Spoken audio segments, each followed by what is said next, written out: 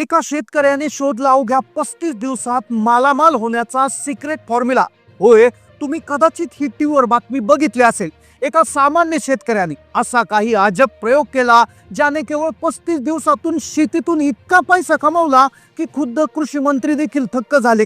सुरुवातीला गावकरी या शेतकऱ्याला वेडा म्हणायचे, शेजारी पाजारी त्याच्यावर हसायचे, कारण त्याने भर उन्हाळ्यात अशा पिकांची निवड केली होती ज्यावर कोणाचाच विश्वास नव्हता.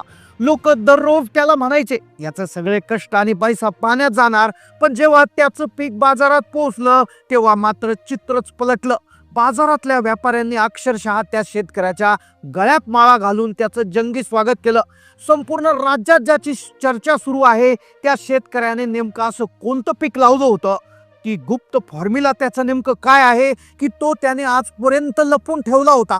आणि तुमच्याही शेतात केवळ 35 दिवसात पैशाचा पाऊस कसा तुम्ही पाडू शकता, चला जाणून घेऊया या शेतकऱ्याच्या जुगाडाचा संपूर्ण सविस्तर रिपोर्ट.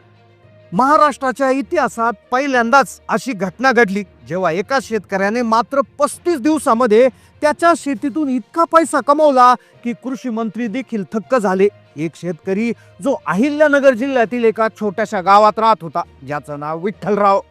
विठ्ठलराव म्हणजे तुमच्या आमच्या सारखे एक कष्टाळू शेतकरी. पण नशीब म्हणतात ना, ते त्यांच्याशी जणू खेळतच होतं. 2023 पासून त्यांनी त्यांच्या शेतीमध्ये वेगवेगळे प्रयोग करायला सुरुवात केली होती. पण दरवर्षी नवीन प्रयोग करायचे.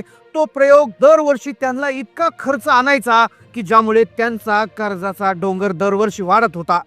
पण त्यांनी नंतर जो प्रयोग केला तो इतका यशस्वी झाला की ज्यामुळे अक्षरशः या शेतकऱ्याचं नाव संपूर्ण देशात व्हायरल झालं.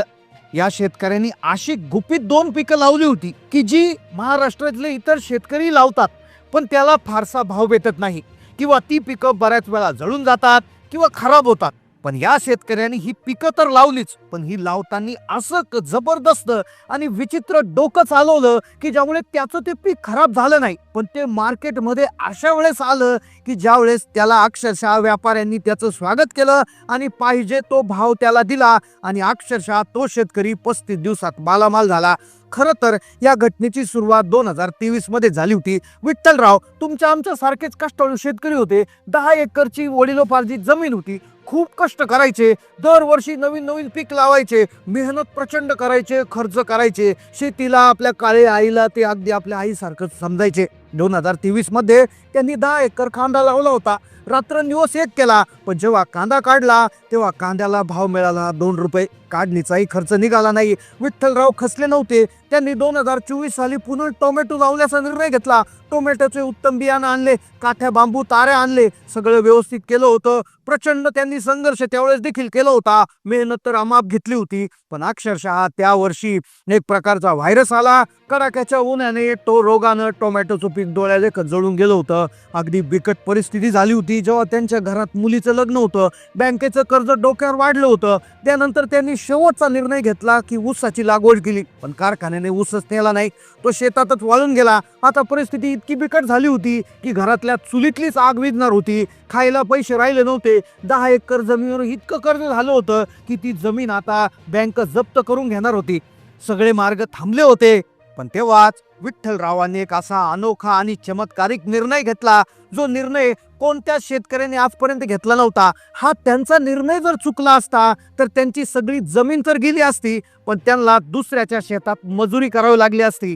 पण त्यांनी तो धाडसी प्रयोग केला, तो टोकाचा निर्णय घेतला. तो निर्णय काय होता? कोणते पिकांची लागवड ते करणार होते आणि कोणती ती अशी पिकं होती की ज्यामुळे अक्षरशः व्यापारी मागेल ते भाव द्यायला तयार झाले होते. विठ्ठलरावांच्या डोळ्यात खरं तर पाणी होतं, पण मनामध्ये एक जिद्द होती. त्यांनी त्यावेळेस ठरवलं की आता चाकोरी बाहेरचं काहीतरी करायचं. लोक जे करतात ते नाही करायचं, काहीतरी वेगळं करायचं. आता ही घटना होती 2025च्या फेब्रुवारीची. त्यांनी शेवटचा निर्णय 2025च्या फेब्रुवारी महिन्यात घेतलाय. आता हे जे पिकं त्यांनी लावले होते, त्यांनी जी टेक्निक वापरली होती, तीच टेक्निक जर एखाद्या शेतकऱ्याने 2026च्या उन्हाळ्यात वापरली तर तो शेतकरी देखील मालामाल होऊ शकतो, असं त्यांनी शेवटी सांगितलं. आता त्यांची गोष्ट जर बघायला गेलं तर 2025 मध्ये फेब्रुवारीचा महिना संपत आला होता, ज्यावेळेस पारा 40 अंशाच्या वर जात होता. गावातल्या सगळ्या विहिरी जवळपास आटल्या होत्या. लोक हातपाय घालून बसले होते. पण विठ्ठलराव मात्र पहाटे 3 वाजता उठून आपल्या शेतात काहीतरी गुपितपणे हालचाली करीत होते. त्यांनी शेताचे 2 छोटे तुकडे निवडले. कोणालाही काही न सांगता त्यांनी बाजारातून काही खास बियाणं आणले. आता गावाच्या पारावर चर्चा सुरू झाली होती. अरे पाणी नाही, काय नाही, हा विठ्ठल उन्हाळ्यात काय करतोय? विठ्ठल वेडा झालाय का? या उन्हात हे काय लावतोय? कुणी म्हणलं याला भाव मिळणार नाही, कुणी म्हटलं हे तर कुजून जाणार. लोक शेतावरून त्याच्या जाऊन बघायला हसायचे. विठ्ठलराव कुणाकडेच लक्ष देत नसायचे. ते गुपचूपपणे त्या पिकांना जीवापाड जपत होते. त्यांना पाणी कमी होतं म्हणून त्यांनी ठिबकचा आणि मल्चिंगचा असा जुगाड केला की कमी पाण्यातही ते पीक डोलू लागलं. मध्येच त्यांना वाटायचं खरंच आपलं चुकेल का? जर हे पीक जळालं तर आपण पूर्णपणे उद्ध्वस्त होऊ. पण त्यांच्या मनात एकच विचार होता, जगापेक्षा वेगळं केलं तरच जगात नाव होईल. ती 2 पिकं हळूहळू जमिनीतून वर येत होती, पण ती पिकं साधी सुसुदी नव्हती. ती होती हिरवगार सोनं. अखेर मागच्या वर्षीचा म्हणजे 2025चा एप्रिल महिन्यामध्ये कडक उन्हाळा सुरू झाला. फेब्रुवारीच्या एंडिंगला लावलेली पिकं एप्रिलमध्ये त्या ठिकाणी निघाली.